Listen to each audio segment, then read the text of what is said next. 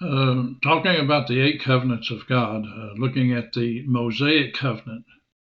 And the Mosaic covenant was made between God and all of Israel in Exodus chapter 19, verse 3, Deuteronomy chapter 5, verses 1 through 3.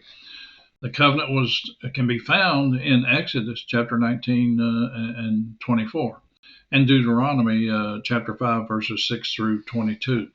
And it was given 430 years after the Adamic covenant in Galatians chapter 3, verse 17. It is a conditional covenant, meaning that it was conditioned upon Israel's obedience. And this covenant is also associated with the dispensation of law in Exodus chapter 19, verse 5. God told Israel that if you will obey my voice, then ye shall be, meaning that it is an unconditional, a conditional on Israel's obedience. It is conditioned upon Israel's obedience. And that's in Exodus chapter 19, verse 5. And then the people agreed to the covenant, saying, all that the Lord has spoken, we will do. That's in Exodus 19:8. So if the Israelites living in the land fell into idolatry, they would be scattered among the nations, according to Deuteronomy chapter 4, verses 26 through 27. If they should later turn from their sins and call upon the Lord, he would not forget the covenant he made with their fathers. And we see that in Deuteronomy chapter 4, verses 29 through 31. This is a temporary scattering, and eventually they will return to the land, and God will fulfill the Abrahamic covenant. Since the Lord scattered them, does that mean that the land is no longer theirs? No.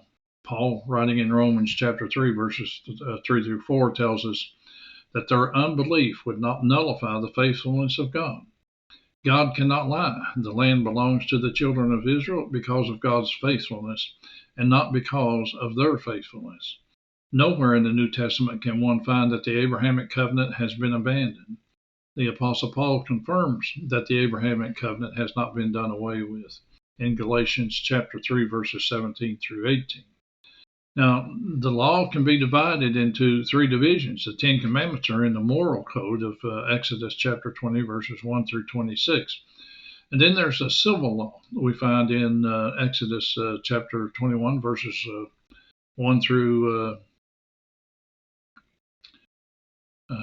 chapter 21 and chapter 24. Chapter 24 is verse 18.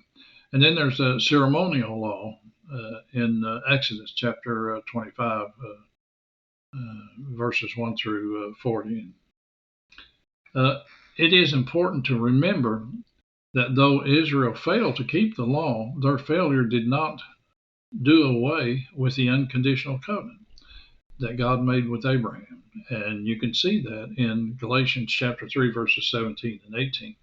So what's the purpose of the law?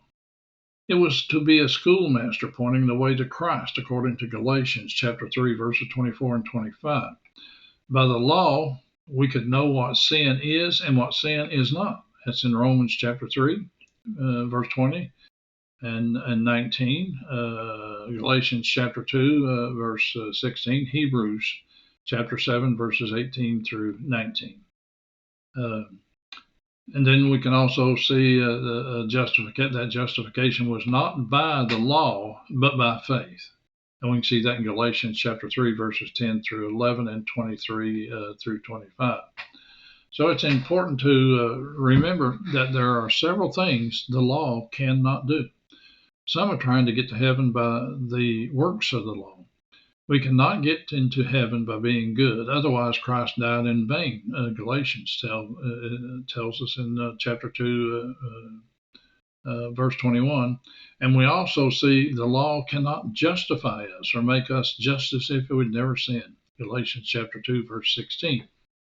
The law is weak and cannot give us strength to live a holy life. Romans chapter 8, verses 1 through 4.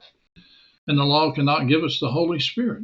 We receive the Holy Spirit by faith in Jesus Christ and not by the law, according to Galatians chapter 3, verses 1 through 3.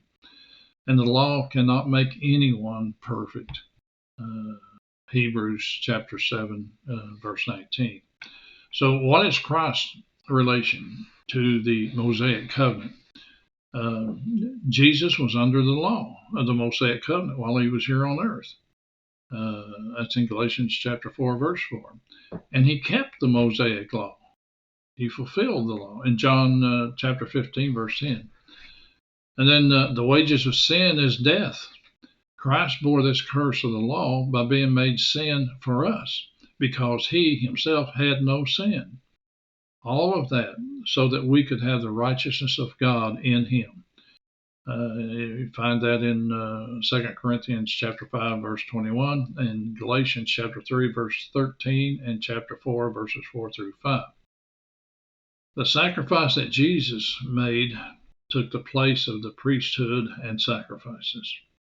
And we see that in Hebrews chapter 9, verses 11 through 12, and chapter 10, verses 1 through 4. And again, thank you for listening.